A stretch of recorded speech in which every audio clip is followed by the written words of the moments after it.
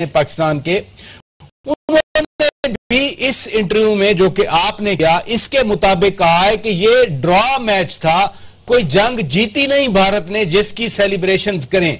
क्या भारत में ये फीलिंग है या ओवरवेलमिंग फीलिंग है कि नहीं नहीं हमें तो हर हाल में इस जंग जीतने की तकरीबात का इनेकाद करना चाहिए? देखिए शौकत, पहले तो मैं डिस्क्लेमर्स बता देना चाहती हूँ। मैं ना तो आर्मी के बिहाफ पे बात कर सकती हूँ, ना मैं गवर्नमेंट के बिहाफ पे बात कर सकती हूँ। इतना मैं जरूर कह सकती हूँ, जो एम्बेसडर के.एस. वाजपेयी ने कहा है ये इंडिया का एक ट्रेडिशनल पॉइंट ऑफ व्यू हुआ है।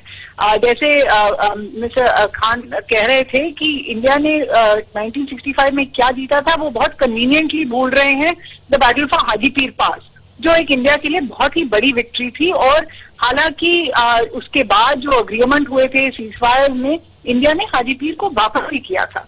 लेकिन इतना जरूर है कि जिस तरह की वो विक्ट्री थी वो शायद वो उसको जरा मतलब नजरअंदाज करना चाहते हैं। सेकेंडली, मैं इतना जरूर कहूंगी कि हर कंट्री की अपनी मिलिट्री हिस्ट्री होती है, जिस तरह वो अपनी वॉर देखते हैं। और अगर पाकिस्तान की तरफ से ये माना जाता है कि भारत किसी तरह से पीछे हट गई थी लाहौर से या कसूर से या किसी सियालकोट से, तो भारत में माना जाता है कि India never plan to take the cities, क्योंकि सिटीज का जो taking over a city like Lahore is not something that was in the battle plan at the time. तो ये मैं कहूंगी कि जो मिलिट्री हिस्ट्रीज होती हैं वो डिफर करती हैं। ये बताइए मैं सुहासिनी हैदर साहिबा, मैं सिर्फ उस इंटरव्यू पे अभी बात करना चाह रहा हूं जो कि आपने छापा है। उसमें वाजपेयी साहब ये कहते हैं कि जब रन ऑफ कच्छ पे पाकिस्तान ट्रूप्स ने कब्जा किया तो that was a surprise for India, और उन्होंने इसको इंडियन इंटेलिजेंस की फेलियर करार दिया है। और सिमिलर वो कह रहे हैं कारगिल के हवाले से। रन ऑफ कच्छ पे जब भारत की इंटेलिजेंस को फेलियर हुई तो अब तक क्या कारगिल इतने सालों के बाद हुआ, तो उस पे फिर लेसन तो कोई नहीं लर्न हुए, जो कि वाजपेयी साहब कह रहे हैं कि सेलिब्रेशन करने की बजाय हमें उससे सबक हासिल करना चाहिए। बिल्कुल, एंड आई थिंक दैट जो वो कहना चाह रहे हैं, आप जैसे कह रहे हैं कि इंट्रोस्पेक्शन इन चीजों में जरूरी होती है, क्योंकि क्या है लेसन 1965 का, क्या है वजह कि आज भी मतलब आप इसको डिफाई पाकिस्तान डे मानते हैं लेकिन कोई विक्ट्री डे नहीं होता है।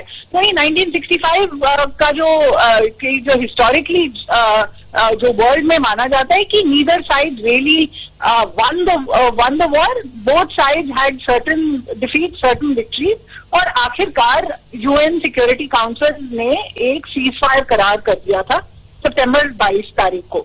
उस वक्त एक्चुअली भारत में माना जाता है कि भारत मिलिटरीली स्ट्रॉन्गर था, पर फिर भी वो सीज फायर के लिए जाने को तैयार हो गया था। अब आप जो पूछना चाह रहे हैं कि जो इंट्रोस्पेक्शन होनी चाहिए, जरूर होनी चाहिए। इंटेलिजेंस फेलियर तो कारगिल में भी हुई थी, विच इज वाई की पाकिस्तान आर्मी अंदर आ पाई, इंफिल्ट्रेट कर पाई। और रन ऑफ कच्छ में भी सेम चीज थी कि वो उन्होंने हमारे पोस्ट लिए हुए थे जो पेट्रोल नहीं हो रहे थे। और लेकिन ये बताइए स्वास्नी, ये बताइए कि अब यहाँ पर आपको भी मालूम है, आप फॉरेन अफेयर्स करती हैं और बहुत सीनियर हैं आप, एक जिंगोइज्म की फिजा अगर पैदा होगी, तकरीबात मनाने से जंग की बातें की जाएंगी, फिर एलओसी अभी स्टेबल नहीं रही, वर्किंग बाउंड्री स्टेबल नहीं रही, तो भारत के अंदर क्या माहौल आप देखती हैं? किसी नई जंग की तरफ भारत जाना चाहे?